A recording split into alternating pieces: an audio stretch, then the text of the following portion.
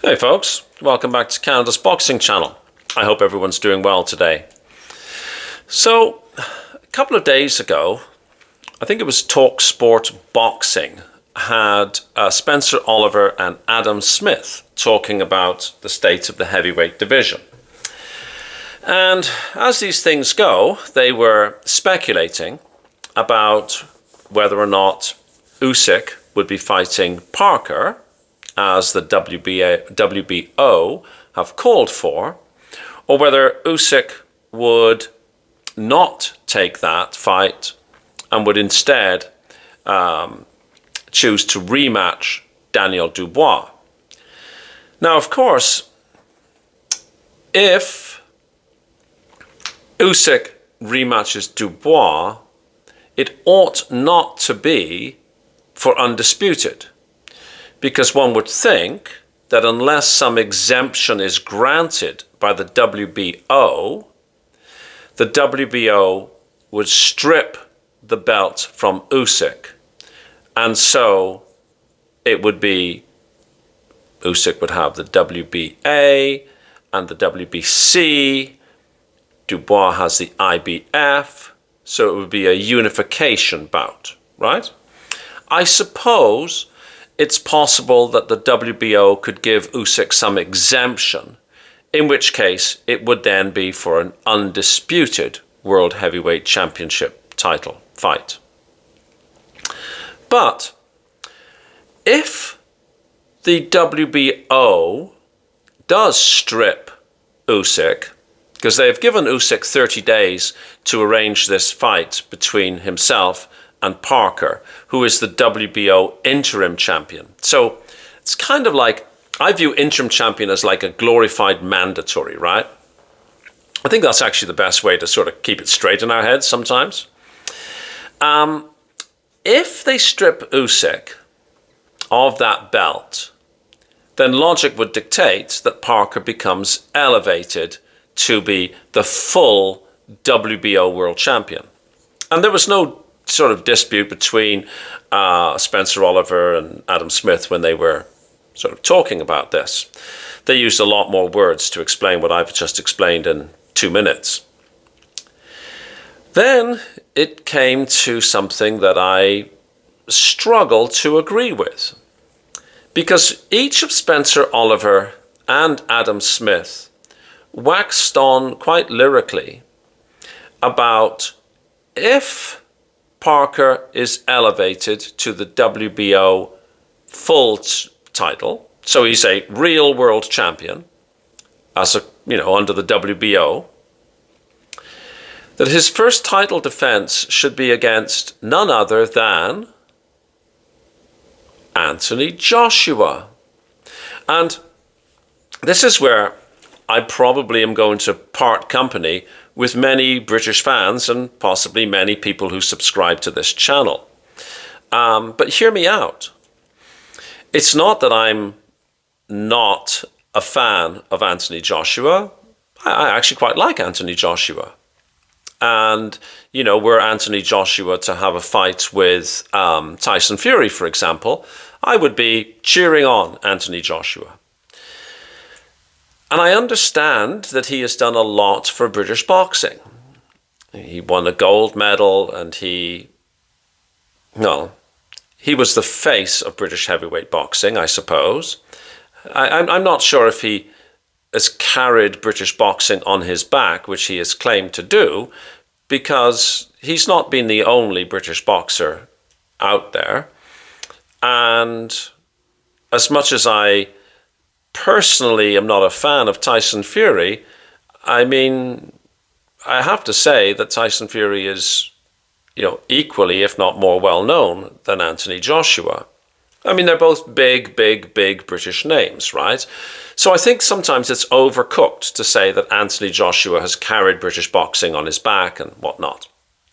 But anyhow, that's sort of a bit tangential.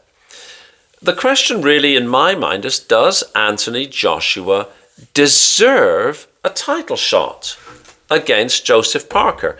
Now, I understand the arguments for it being a fight that people would buy. Adam Smith was saying, Anthony Joshua reigned as a 2-time world champion. He was the poster boy for boxing. He's a massive name. These are all true statements, I suppose, though I'm struggling to see why that gives you a title shot. But anyways, and under Ben Davison, he was looking good. I'm not sure what the relevance are. And then prior to his defeat against Daniel Dubois, he had beaten Otto Wallin and Francis Ngannou. Yeah, okay. And then before that, he'd beaten Robert Elenius, and before that, I guess he'd beaten Charles Martin. Before that, he'd lost back-to-back fights against Alexander Usyk. So if we just break that down, because I really, what I'm saying is all the things about him being a poster boy for boxing and a massive name, I understand those sell tickets, but they shouldn't, in my view, and with full respect to Anthony Joshua and Anthony Joshua fans, they ought not to be reasons why a fighter should get a world title shot against Joseph Parker. I mean, the Wallin fight was good, yeah. He stopped Wallin in, was it 5 rounds, 6 rounds?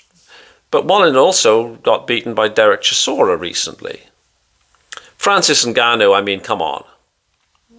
Sure, Francis Ngannou surprised Tyson Fury, who was obviously totally unprepared.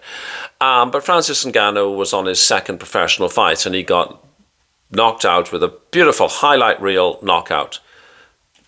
But that's what's supposed to happen, right? To be perfectly honest, Francis Ngannou should have stood as much chance against Anthony Joshua as I stand against Anthony Joshua. In other words, 0. So Anthony Joshua hit him beautifully. Well, that's kind of what he's expected to do, right? Robert Helenius isn't really, world-class opposition. So there's nothing in Anthony Joshua's recent history that tells me that he's, really world class. I understand that he's ranked highly. He's ranked number 7 by the WBO, number 2 by the WBC, the WBA, I can't see his name. I can't see his name on the IBF. But he's ranked number 7 by the WBO, which is the body that we're talking about, right? Oh, and I suppose there's one other reason why you might want to make an Anthony Joshua as a defense against Parker's belt, or challenge against Parker's belt, is that it would be a rematch between Parker and Joshua. They fought once before, and Parker lost. But all those things put together, unless you're a massive Anthony Joshua fan and you absolutely want to see Anthony Joshua in the ring, they don't really, to me, justify giving him a title shot. So if we look at the WBO rankings, so let's assume that Parker is elevated because Usyk has chosen to fight Dubois. Justice Hooney is number 1. Moses Atoma is number 2. Fabio Wardley is number 3. Zhilei Zhang is number 4. Okoli is 5. Anderson is 6. I can see why you wouldn't want to make it with a Justice Hooney fight. Very inexperienced, really. Be a Australia versus New Zealand. Moses Atoma, I think, would be a very popular fight, but I really can't help but think it's almost too soon. Why not give Fabio Wardley that opportunity? He's ranked number 3, which is substantially higher than where Joshua is. He's undefeated. Wouldn't that make more sense?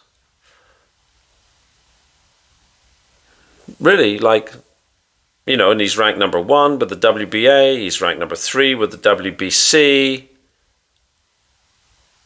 he's ranked number 8 with the IBF, so he's ranked across all the bodies. That would make more sense to me. The person would also make a lot of sense to me isn't ranked by the WBO, he happens to be the WBC interim champion, which is Ajit Kabayal. Why not give Ajit Kabayal an opportunity to fight for a world title? Would that make more sense? I mean, we're living in this world of Riyadh season where, you know, you don't have to necessarily be ranked by somebody in order for Turkey to make the fight. So, like, if you're watching this, would you rather see Anthony Joshua get this world championship opportunity coming off the back of a severe beating by Daniel Dubois the last time Anthony Joshua challenged for a world title? Or would you rather see, for example, Fabio Wardley or Ajit Kabayal, neither of whom have ever had an opportunity, and both are coming off the back of quite spectacular wins, particularly Ajit Kabayal? The brain trust at TalkSport Boxing, Smith and Oliver, also then suggested that the winner of their supposed Parker v. AJ fight should fight the winner of the Usyk Dubois fight. I would not have an issue with the winner fight the winner. I have an issue with it potentially being Anthony Joshua because I simply don't think he deserves it. But the other thing is, and G-Man, who's got an excellent channel, as I'm sure you all know, spoke about, was this plague of rematches. We really need to do something about that. I think if you're the world heavyweight champion and you give somebody a voluntary defense and there's an upset, they happen to beat you, fair enough, you should have a rematch clause in your contract so that you can go back and right that wrong.